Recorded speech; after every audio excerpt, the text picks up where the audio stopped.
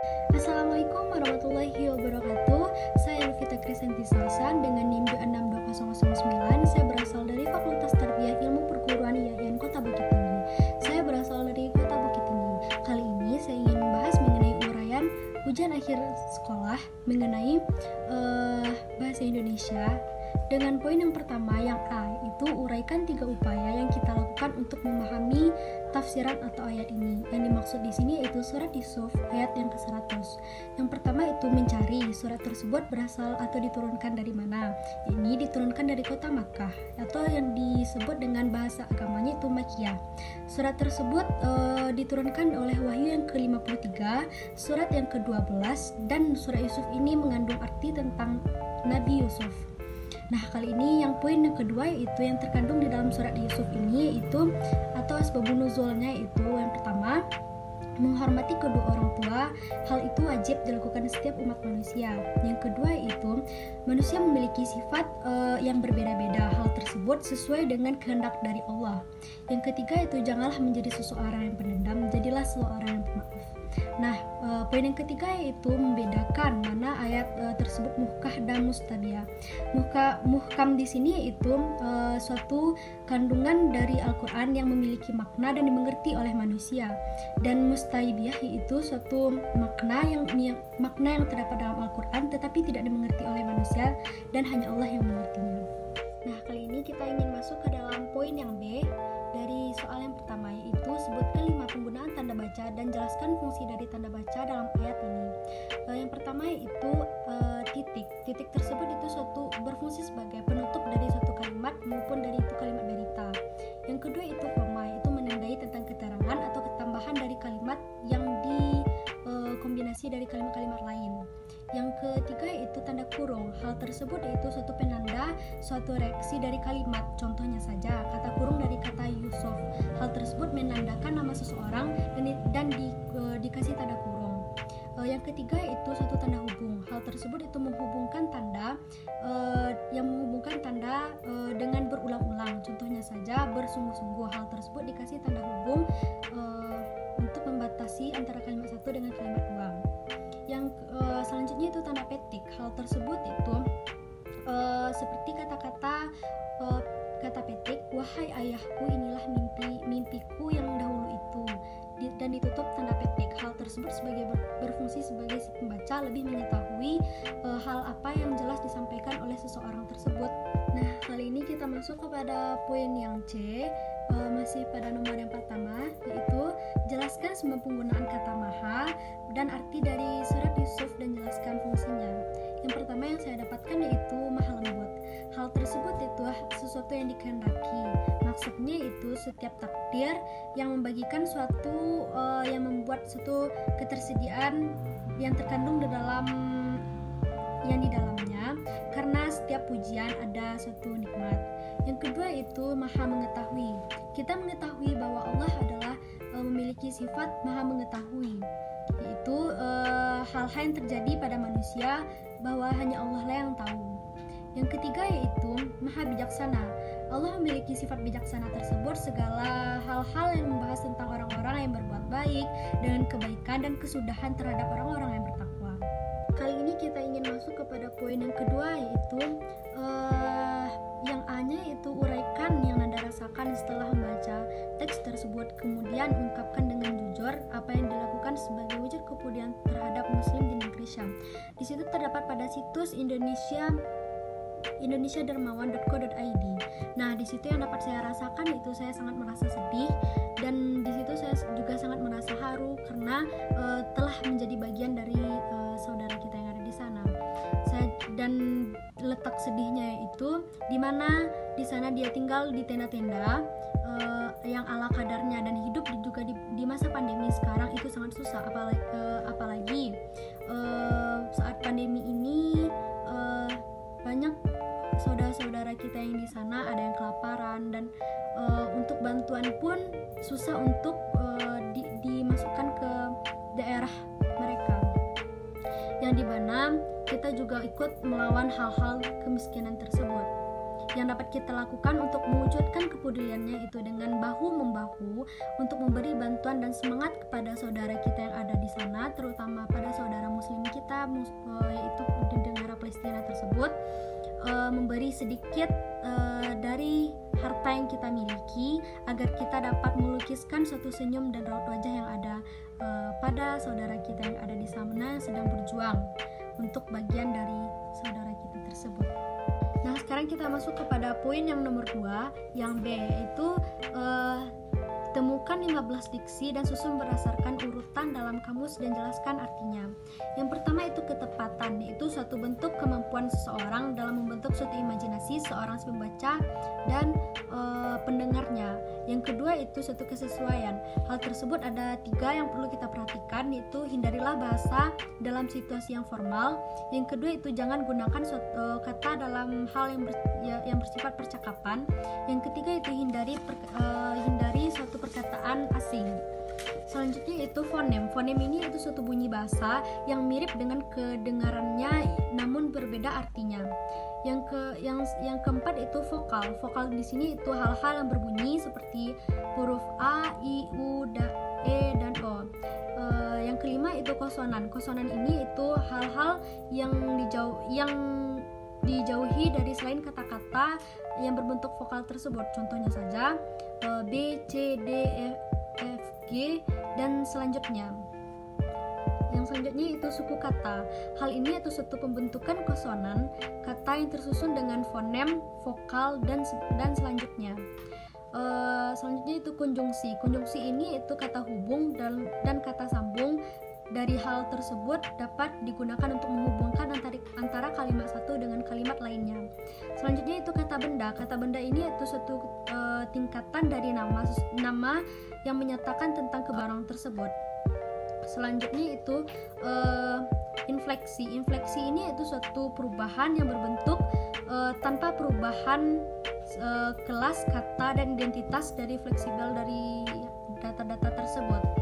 Selanjutnya itu alteran. Alteran itu suatu suplemen untuk mengetahui diksi, penggunaan dan pemahaman dari efektif dan kesesuaian dalam bahasa. Yang selanjutnya itu sinonim. Sinonim ini itu suatu pilihan kata yang bersamaan dengan makna yang bisa disebut dengan kata-kata dan dituliskan. Selanjutnya itu antonim. Antonim ini itu suatu pilihan kata yang memiliki makna namun katanya ini berlainan. Selanjutnya itu polisemi. Polisemi ini pilihan kata yang memiliki banyak makna. Yang terakhir itu homograf. Homograf ini kata-kata yang memiliki tulisan tetapi memiliki arti yang berbeda. Selanjutnya poin yang ketiga yaitu jelaskan secara logika bagaimana kita bangga dalam berbahasa Indonesia dan bagaimana cara memelihara bangga berbahasa Indonesia tersebut.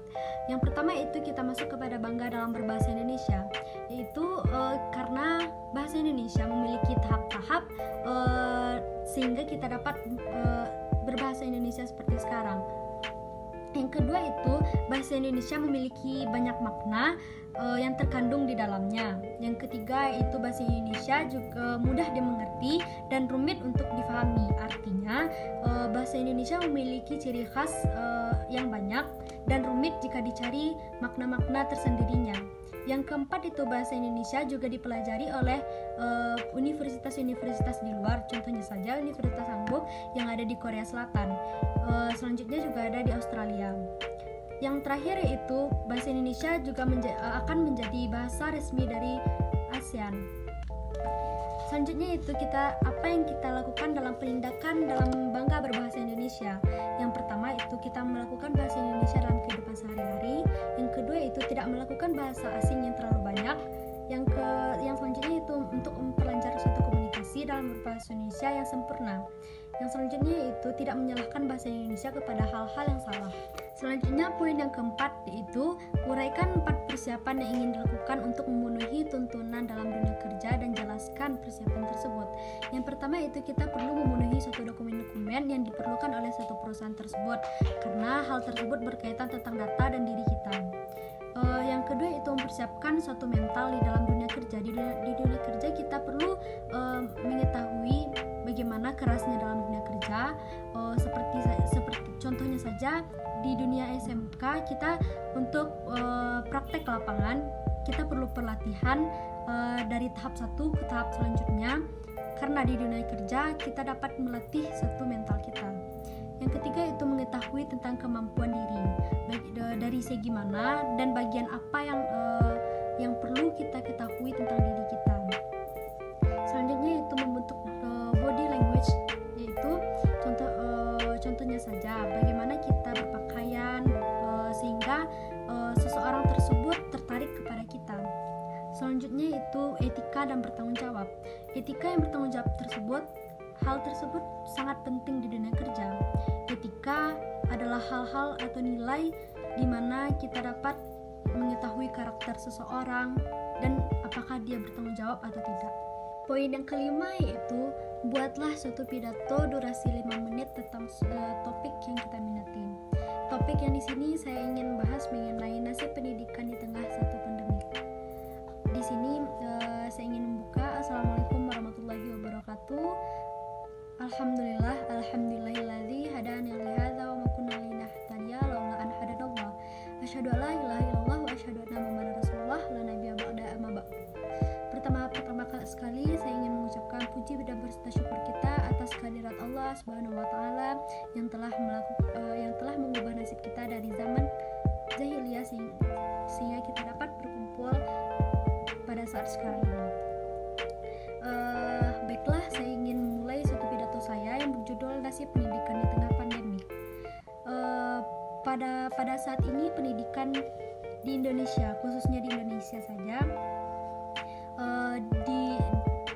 di mana pelajar-pelajar yang belajar di rumah tentu di situ mempunyai banyak satu proses dan ujian tentunya bagi seorang siswa maupun yang mahasiswa.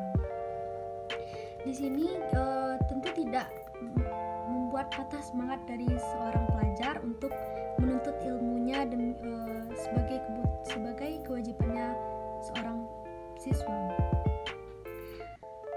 Pandemik COVID untuk membawa suatu perubahan baru, gaya hidup baru. Saat ini nyaris aktivitas diusahakan tersebut tetap beroperasi maupun itu kita lakukan di rumah saja.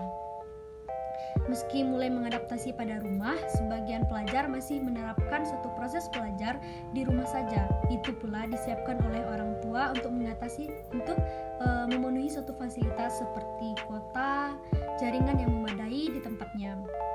Tentu saja banyak kita belajar di sini, belajar bersyukur dan banyak sekali yang kita dapatkan. Contohnya saja kita bersyukur. Kita dapat bersyukur karena Allah telah memberikan kesehatan kepada diri kita sehingga kita di sini tetap baik-baik saja.